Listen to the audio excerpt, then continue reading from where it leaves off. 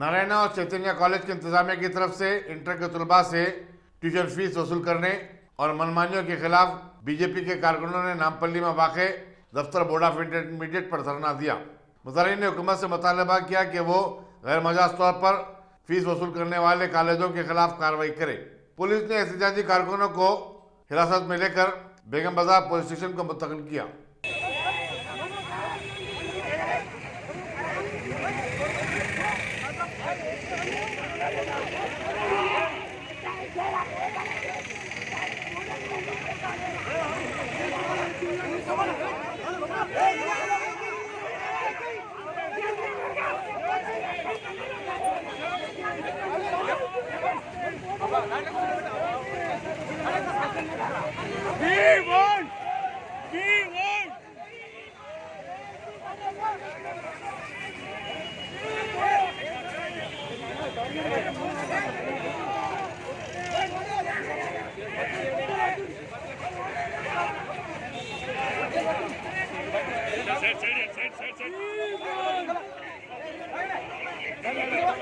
Set.